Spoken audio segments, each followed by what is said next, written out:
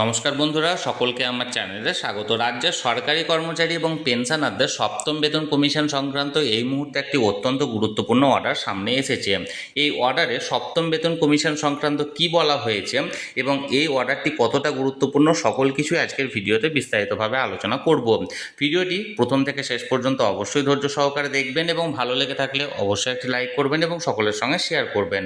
আর সেই সাথে এই চ্যানেলে যদি প্রথমবার হয়ে থাকেন এই রকমের ইনফরমেটিভ ভিডিও আরও দেখার জন্য যারা এখনও পর্যন্ত এই চ্যানেলটিকে সাবস্ক্রাইব করেননি তারা অবশ্যই চ্যানেলটিকে সাবস্ক্রাইব করে নিতে ভুলবেন না।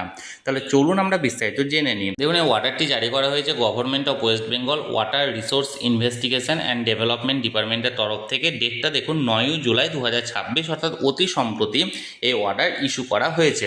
এখানে দেখুন, from the deputy secretary to the government of West Bengal, এর তরফ থেকে কাকে করা হয়েছে দেখুন, to director of personnel and ex officio chief engineer water resource development directorate, এনাকে করা হয়েছে।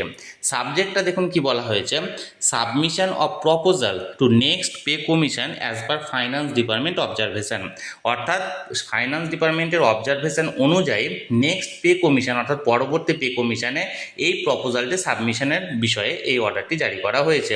রেফারেন্স নাম্বার দেওয়া হয়েছে। এবার দেখুন মূল বিষয়ে কি বলা হয়েছে, sir, I am directed to inform that the above proposal submitted to the finance department for their views and consideration, অর্থাৎ এই মেমো নাম্বার অনুযায়ী, মানে ওপরে উল্লিখিত মেমো নাম্বার অনুযায়ী এই সাবমিশন বা প্রপোজালটা এখানে সাবমিট করা হয়েছিল এখানে কনসিডার করার জন্য।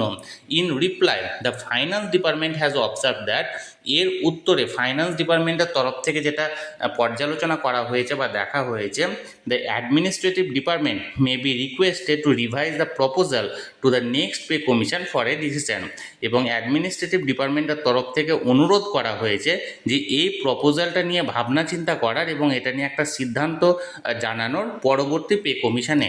In view of above, I am further directed to request you to come up with the proposal after formation of next pay commission, অর্থাৎ এই বিষয়টি নিয়ে পরবর্তী পে কমিশনে ভাবনা চিন্তা বা ডিসিশন নেওয়ার বিষয়টি জানানো হচ্ছে।